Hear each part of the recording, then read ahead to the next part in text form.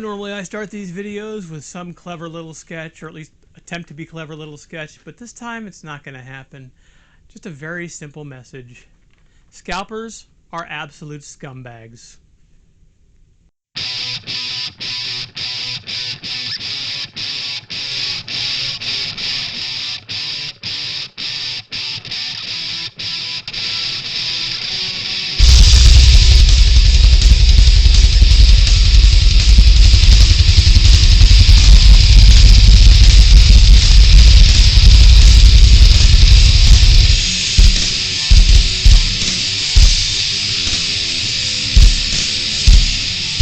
What's up, Internet? Jay here with Nerd Rage Against the Machine, and as I said in the opening of this video, scalpers are scumbags. I know that seemed like a sky is blue kind of thing to say, but I really want to kind of point that out as we continue to deal with the pandemic, or at least the fallout of the pandemic and the supply chain problems that we have in this country. I recently dropped the Motu Origins fan group on Facebook, and one of the reasons is I got tired of dealing with these people score this, score that, and get, and talking about scalping and trying to defend themselves. I provide a valuable service as a scalper.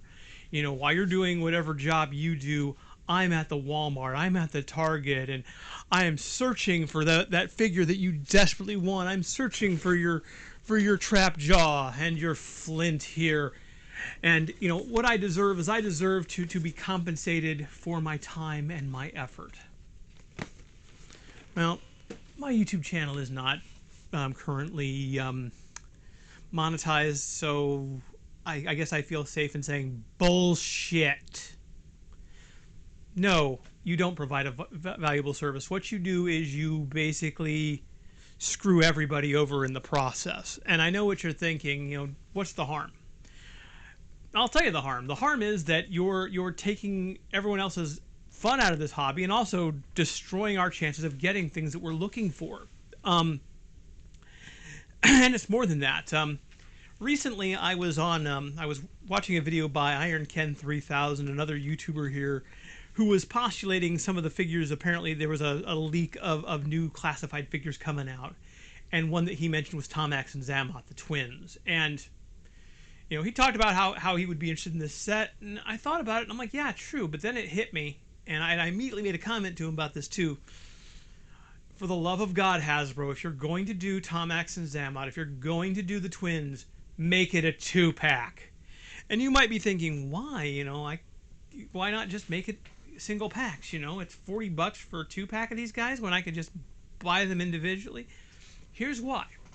There's an old scalper trick. In fact, we saw this in the early 90s when McFarlane first got the Kiss license. Now, I'm not a huge fan of Kiss. I've got nothing bad to say about them per se, but I'll just say that if Gene Simmons was counting on my financial support in the way of merch, dude's going broke, because I think I spent maybe $5 on iTunes for some of the songs, ones I like, but I don't own any T-shirts, I don't own any vinyls, I don't own any action figures, none of it. I'm not that person. When I was 5 or 6 and first saw the Kiss Mego figures, yeah, I really wanted an Ace Frehley, but let's chalk that up to what it was. It was a dumb 5-year-old kid seeing an ad and going, I want toy. Not, somebody who now is thinking about what they really want and don't want as much. Today, yeah, if I was given a $100 gift card to say Big Bad Toy Store, Kiss toys would not be the first thing on my mind. Not even probably the 2nd, 3rd, 4th, 5th, or 6th. To that end, though, I recall this happening because I was working at a toy and game store at the time. What was happening was that McFarlane had released the band, the 4 figures, Ace, Paul, Peter, and Gene. And scalpers had gotten this idea in their heads and had organized to basically buy all the Genes. So what did this mean? Well, it meant that if you wanted a Gene Simmons to complete the band, and in this case, let's be fair, it's a small line, 4 figures. I mean, it's not like, Star Wars or G.I. Joe where, let's be fair, G.I. Joe, good case in point, I have not been able to find a decent Storm Shadow, but I got the movie Storm Shadow in the meantime. He's good enough for now. Once the newer Storm Shadow comes out, I'll probably pick it up, but it's not, like weighing on my soul that I don't have a perfect Storm Shadow. In this case, however, they're only releasing the 4 figures. It's the band, and if you want the complete set, you gotta have Gene. Love him or hate him. And so, you'd go to Target and you would see, the $10, $12 figures sitting there languishing on the shelves of Paul, Ace, Peter, where, again, finding a Gene was impossible. Now, this did 2 things. One, it made it much cheaper for the scalpers because, again, they were only buying up the Genes and then flipping them on eBay, which meant that as a fan, if you were a fan of Kiss and had to have the whole set, you were probably going to have to bite the bullet and go to eBay and spend a shit ton on 1 figure. The other 3 you might even get on clearance because, and this is the other side of scalping that these scalpers don't think about as much, how much this actually hurts Target as a company and the toy industry as a whole. One of the big things that toy companies have been doing for the longest time, and I think it's one of the things that it's become kind of a detriment now, is they want to make sure that they're making just enough product, enough to sell. Not that there's going to be anything left on the pegs, but also not, of course they want to make enough that they can, that everyone buys one. But in this case, what happened is, Target ordered cases as they would normally, and they sold 1/4 of their stock easily, and then the other 3/4 of that stock languished because there were a lot of fans who either weren't maybe internet savvy at that time, or even just, didn't want to go through the hassle. I'd love to have a set of the Kiss figures, but not if I can't have the whole band.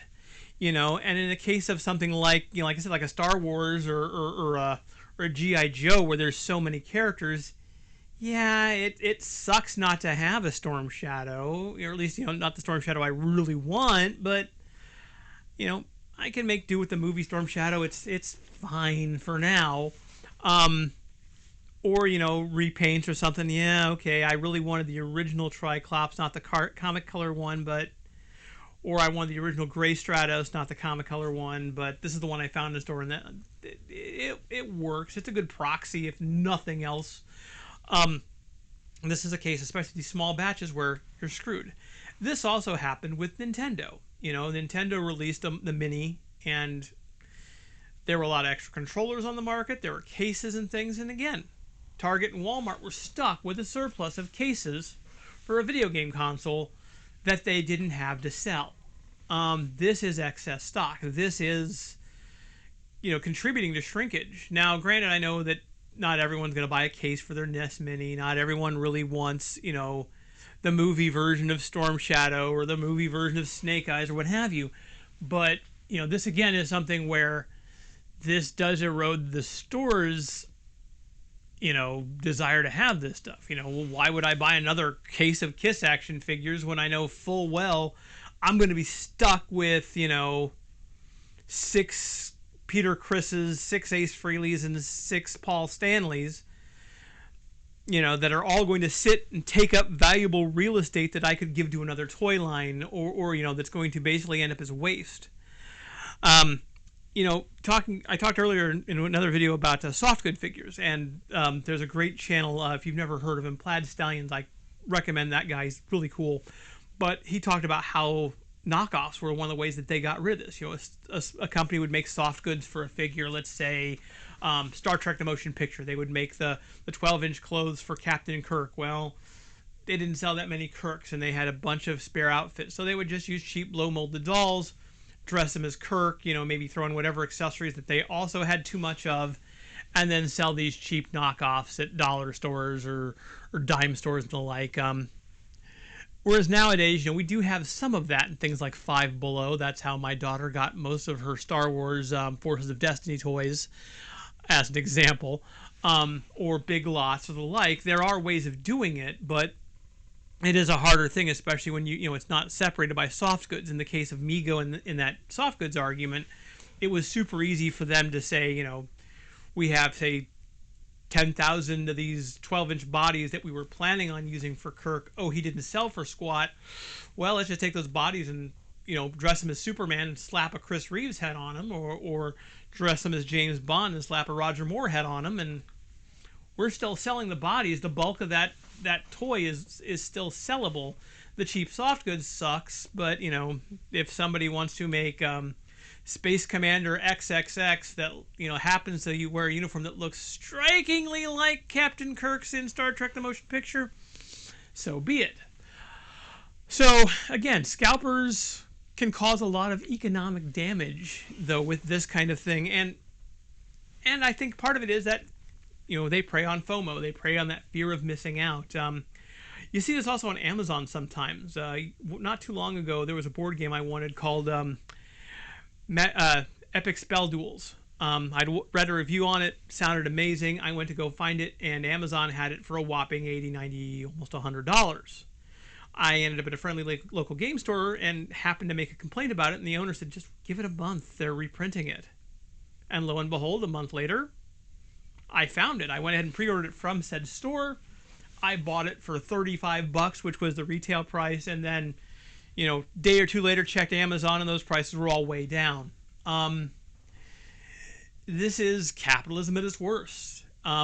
The idea that I happen to be lucky enough to find something means that I should be, gouging my fellow collector is a lot of crap. In fact, I ended up both with the Rise of Evil or Origins of Evil 2-pack from O2 and with the RAM cycle. I happened just blindly to luck out in Target and walk in and find them.